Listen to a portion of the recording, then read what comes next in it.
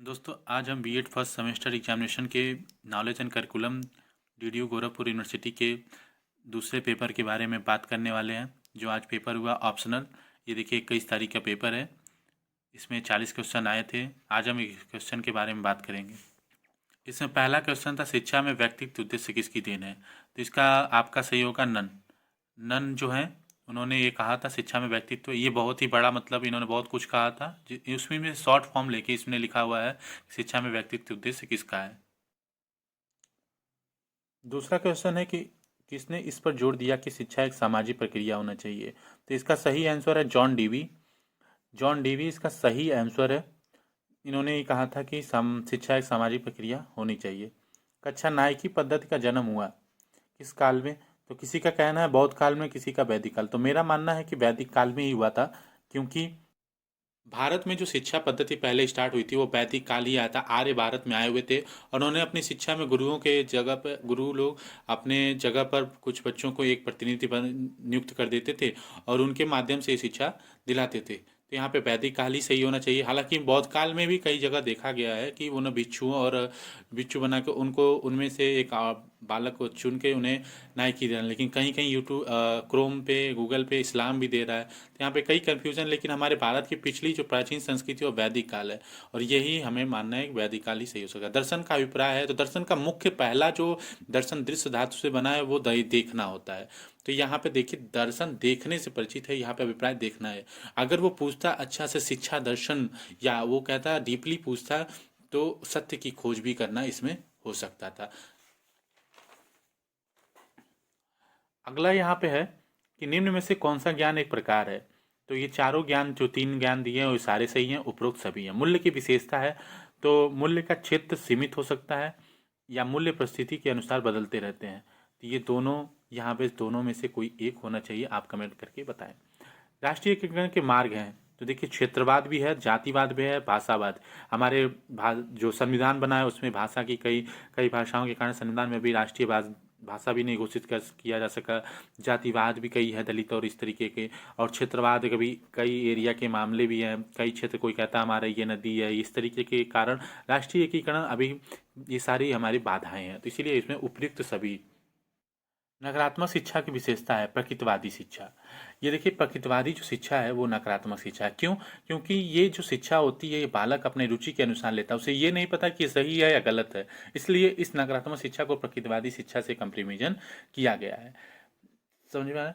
प्रकृतिवादी शिक्षा से कंपेरिजन किया गया। संयुक्त राष्ट्र का काम ही जब वर्ल्ड वार सेकेंड हुआ था तो उसके बाद यूएनओ का स्थापना, तो हालांकि वर्ल्ड वार फर्स्ट में भी हुआ स्थापना, लेकिन वो कुछ ज़्यादा कारण है जिसके कारण वर्ल्ड वार सेकेंड हो गया।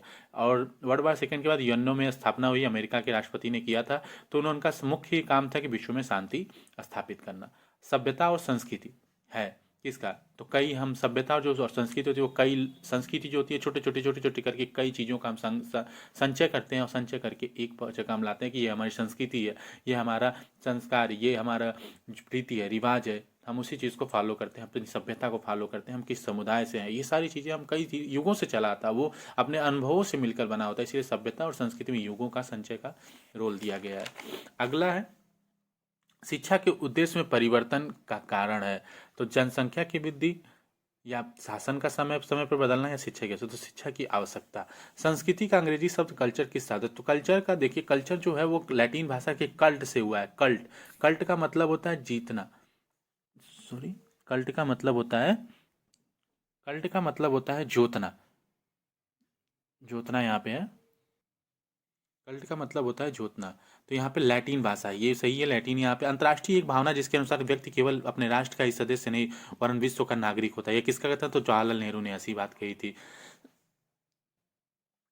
वैल्यू जो शब्द है लैटिन भाषा के किस शब्द से लिया गया है। तो ये वेनम या वल्लरे, दोनों में से एक हो सकता है। तो आप इस पे ध्यान देंगे ये कौन सा है। वैसे तो वल्लरे कई लोग कह रहे हैं, देखिए वहाँ गया जो भी हो। ये आप गूगल कर लेंगे। प्रयोजनवादियों के अनुसार सत्य की खोज किस माध्यम से की जाएगी। तो ये अनुभव से भी और बुद्धि से, ये और भी दोनों इसमें सही है। ब्लूम टेक्नोलॉजी के टेक्सोनॉमी के अनुसार शैक्षिक उद्देश्य में कितने भागों में बांटा गया है। चार। ये चार यहाँ पे कुछ लोग कह रहे हैं, कुछ लोग तीन कह रहे हैं या दो कह रहे हैं। तो देखिए इसमें क्या सही है। प्रतीत तो इसमें देखिए वैल्यू जो शब्द है वो हमने जो भी बताया वलेरे शब्द से लिया गया है। वैलेरे जो होता है उससे, ये लैटिन भाषा के वलेरे से बना हुआ है। वलेरे से प्रयोजनवादी वाला मैंने बता दिया, ए और बी है। और ये जो ब्लूम टेक्सोनॉमी होता है, ये चार होते हैं: ज्ञानात्मक, भावात्मक, क्रियात्मक और मेटा कॉम्स प्रत्या प्रति प्रतीत्य समुत्पाद दार्शनिक संप्रदाय है। तो ये बौद्ध धर्म से है। अतीत से वर्तमान में आना ही आधुनिकीकरण है। और प्रयोगवाद जो है वो, इन दोनों में कन्फ्यूजन है, लेकिन मेरा मानना है कि आदर्शवाद और प्रकृतिवाद, क्योंकि इन आदर्शवाद जो था आध्यात्मिक था और ये जो तो प्रकृति को मानता था। और इन दोनों में ये कमी थी कि ये व्यवहारिक चीज़ों को नहीं ध्यान देते थे, व्यवहारिकता को नहीं देते, परिवर्तनशील पे ध्यान नहीं देते। तो इसलिए इन दोनों के बीच प्रयोगवाद व्यवहारिक रूप से आता है। तो इसलिए बीच का विचारधारा हम मान सकते हैं इसको। इसलिए मेरे ये सी होगा सही। आप बताइए अपना क्या है। पाठ्यचर्या का घटक है, तो पाठ्यचर्या का उपयुक्त सारे जो भी दिए हैं वो सारे। एजुकेशन सोशोलॉजी काम्टे ने किया था। एजुकेशन और सोशोलॉजी का रचना। राष्ट्रीय एकता का मुख्य बाधक तत्व है, तो जातिवाद। राष्ट्रीयता और अंतर्राष्ट्रीयता है एक दूसरे के पूरक हैं। किसने कहा? समाजशास्त्र सामाजिक, ये अगस्ट काम्टे ने कहा था। यहाँ पे देखिए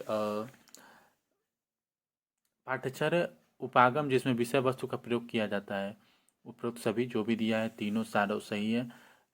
वेदांत दर्शन के अनुसार ये सभी। निम्न में से कौन ज्ञानेंद्रिय यथार्थवादी है? तो कमेनियस यथार्थवादी ने ही कमेनियस की रचना की थी। यथार्थवादी का संस्थापक कमेनियस ही थे। निम्न में से कौन सा गतिशील पक्ष है? तो यहाँ पे किसी ने तकनीक की बात कर रहे हैं और कोई शिक्षा शास्त्र को, तो आप इसको थोड़ा समझ सकते हैं। प्रत्ययवाद संबंधित है, तो यहाँ पे आदर्शवाद सही है। आदर्शवाद जो है प्रत्ययवाद विचारधारा, दोनों विचारधारा, विचारधारा भी कहते हैं, आदर्शवाद को प्रत्ययवाद भी कहते हैं। ये देखिए ये कहीं भी किताब में ज़्यादा नहीं दी, गूगल करने पे ही प्राप्त हो रहा है कि आदर्शवाद को प्रत्ययवाद भी कहते हैं। जिनमें से किस शिक्षा व्यवस्था में सर्वप्रथम प्रवेश हेतु परीक्षा प्रारंभ किया गया? तो ये बौद्ध शिक्षा में प्रारंभ किया था।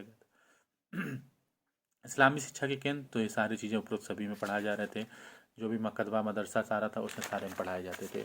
फिर आते हैं किसने कहा सामाजिक, तो ये जो है आपका स्पेंसर या बी कुपुस्वामी हो सकता है, दोनों में से एक है।